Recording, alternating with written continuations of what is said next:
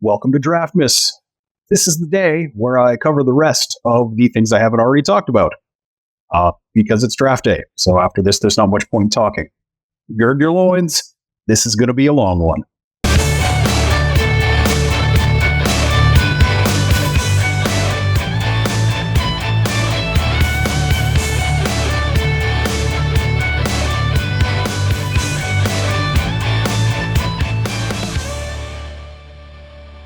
Okay, let's get right to it. This is coming at you quick and dirty. The Lions might pick an interior lineman early because Frank Ragnow has threatened retirement and Kevin Zeitler is on a one-year deal at an age where at any second he could stop being a good player. Graham Glasgow's 31, Zeitler's 34. Ragnow is undoubtedly going to miss 2 or 3 games, at least with his foot injury being what it is for the rest of his career. That's just how that's going to happen. So your first-round rookie would probably be starting 6 to 8 games this season. And then taking Zeitler's spot full-time next year, it's a need. So round 1, we've talked about Jackson Powers Johnson to death on this channel. I like him. He's interior versatile, meaning he can back up all 3 spots and be the first guy in for a year if nobody gets hurt. Okay, you burned a year of his rookie deal. It's not that big of a deal. After that, he'll be starting here for a decade. Sign me up. Zach Frazier, same thing. Just repeat what I just said about Jackson Powers Johnson. He's been called the Dan Campbellist interior line prospect, and that means exactly what you think it means. Tough guy. Like him. Graham Barton, instead of 3-spot versatility, it's 5-spot versatility. This is a guy who can absolutely do all the things the Lions want to do in terms of getting out into screens, jumping linebackers on the second level. Guy's a stud. Let's go Kingsley Swamataya. I always struggle with that one for some reason. Out of BYU. He's another guy I think the Lions would bring in just to have him back up multiple spots for a year, but in this case it's guards and tackles. I don't recall having seen anything about him playing center at any point. He's one of the few raw guys in this draft class that's raw because of youth as opposed to terrible coaching, which is a nice change for this draft class because there's so many guys where I'm like, they don't know what they're doing, and they're 24. Yeah. Not great. Brandon Coleman from TCU is another guy I think they would bring in and have ready to go at guard next season. They've had to visit with him in the pre-draft process. Same with Kingsley. Brandon Coleman's a very aware player. He doesn't get caught by surprise. He doesn't lose his space as part of creating a pocket. Like, he doesn't make gaps bigger than they absolutely have to be. But he needs to learn to punch faster edges without leaning into them and getting himself off balance. That's when he loses outside, that's how he loses. Which is why I think moving inside might be a good thing for him, because you run into a lot fewer guys who are super quick on the inside in terms of like being able to actually get past you really, really quickly. They've also met with Christian Haynes and Cooper Beebe. Beebe's kind of a short-armed guy, but he has the quicks to get into the right spot to make that not be a big deal. Haynes is a smart player who tested better than I expected him to, so I don't really know how to feel about that. I don't usually like offensive line guys who test real well when they don't look like they should. But in round 3, whatever. Christian Mahogany's another guy I like. Later in day 2 or early day 3, he's not wowing you with anything. He's just kind of solid at playing football. Day 3. Delmar Glaze is an offensive tackle out of Maryland. He gets exposed by speed rushers. He's going to kick inside in the league, but the power is there. You can see when he gets on a guy that he is not letting that guy go, and he's really aggressive, which is another thing you like to see from a tackle who's moving inside. His problem is speed rushers. Move him inside, that's not a problem anymore. They also talked to a guy named Carson Barnhart at their local pro day. You may have heard of him. For day 3 backup of a bunch of spots, he's just as good as anybody else. Whatever. This class is all 5th and 6th year seniors on day 3 at the offensive line spots. And if they're not good at ages 23 and 24, good enough to merit day two consideration even. It's tough for me to kind of hold out hope that a guy is going to just suddenly improve a whole bunch. Like, they all improve as they're in the league, but like a guy who's an older guy that hasn't shown that potential yet, it's usually just not there. But the reason we're seeing so many fifth-year guys is because for a fourth-year player, if you have eligibility left, and you don't know for an absolute fact that you're getting drafted on day two, you're probably better off just taking the NIL money, going to a bigger school, and basically just punting the draft for a year. It's just a smart move if you're a lower tier prospect.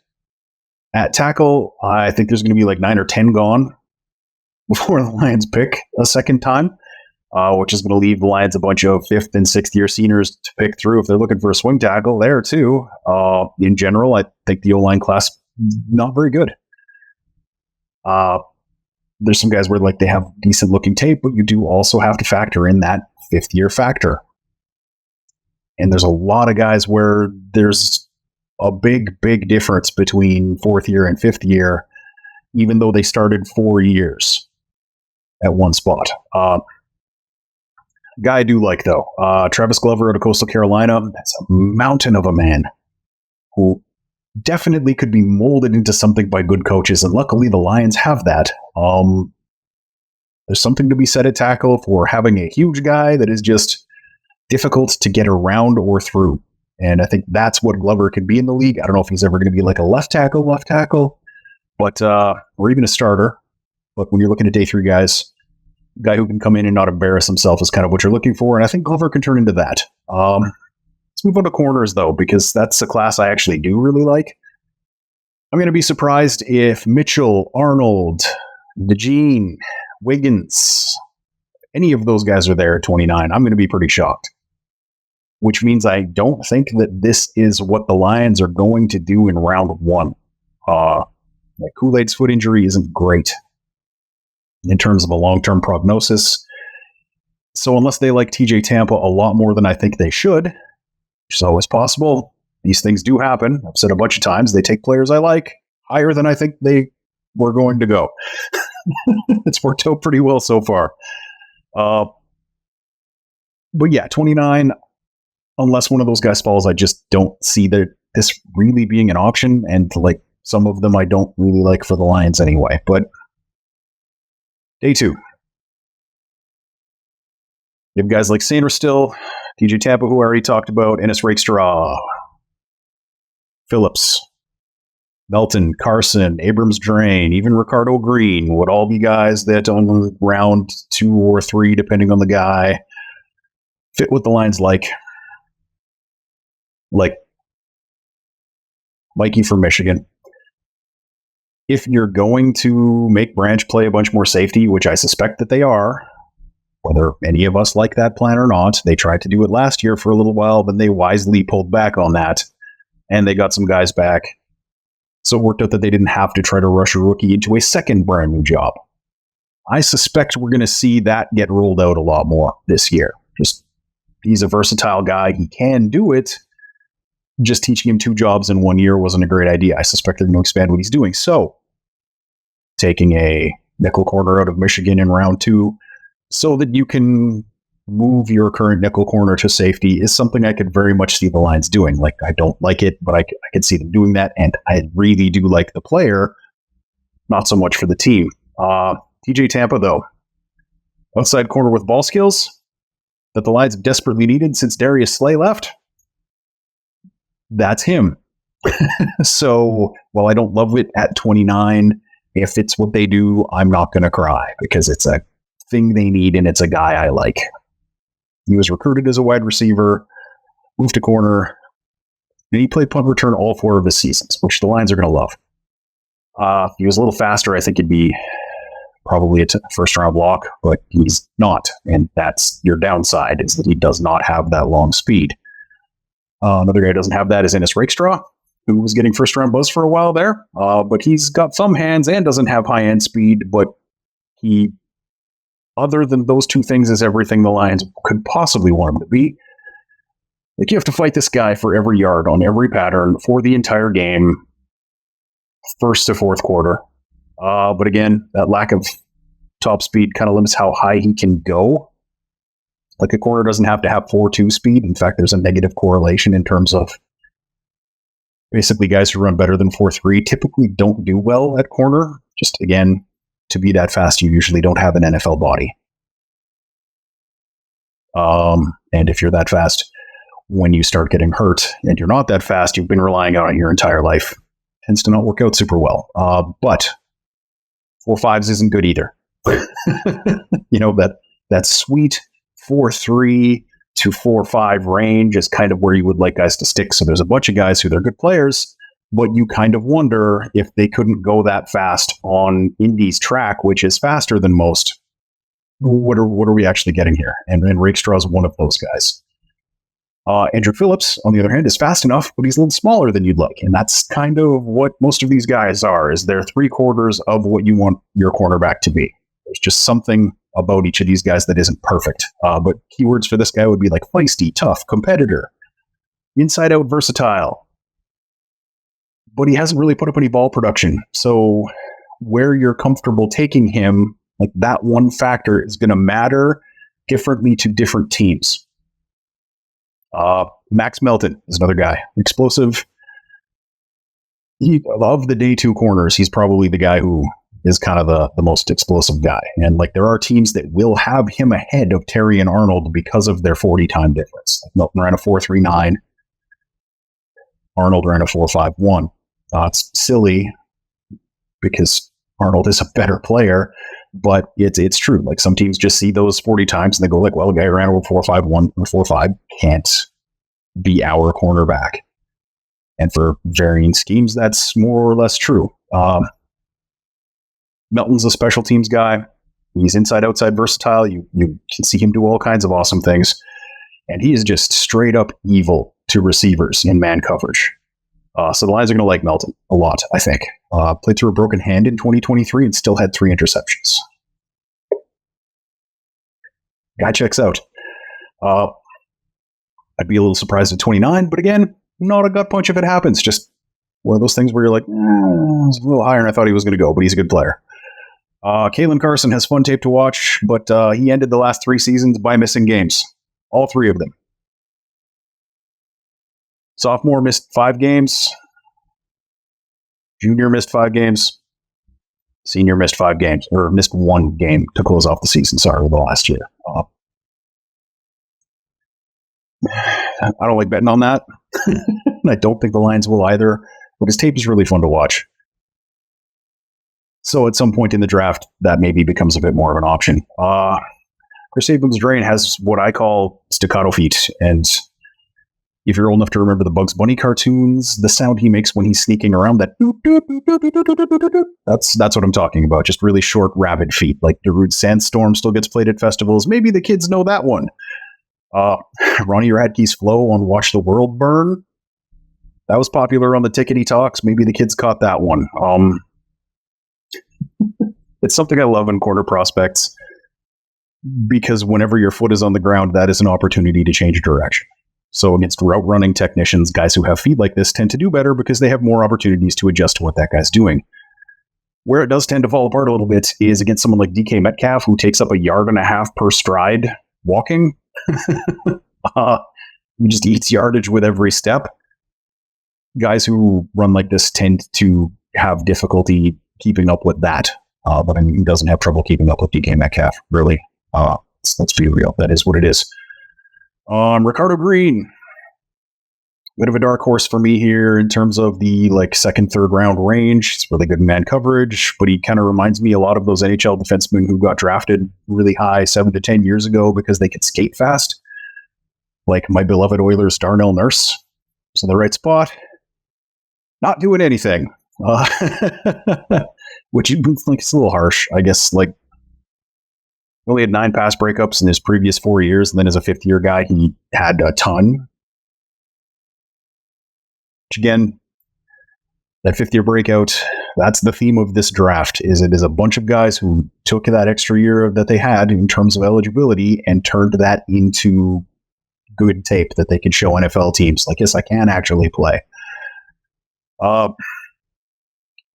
So I feel like Renardo Green, is probably more of a day 3 guy for consideration.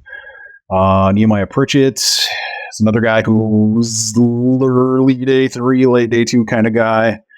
Probably, and they did bring him in for a visit. He's 6 feet tall. He's 190 pounds. He ran a 4.36, and on tape, he has great makeup speed.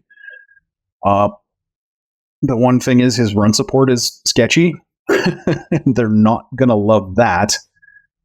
But he also missed the beginning of the season with an ankle injury, so it's kind of hard to determine, like when you're pushing on guys, those lower body injuries tend to show up in terms of actual physical pain a lot more. Yeah, and as far as just like straight up day 3 guys, this is the position I think kind of saves this draft. Like if you told me 50 corners went in this draft, that would be approximately 1 out of every 5 players were a corner. I would believe it. Like I think there's going to be a lot of undrafted free agents in this class that actually make 53-man rosters at some point.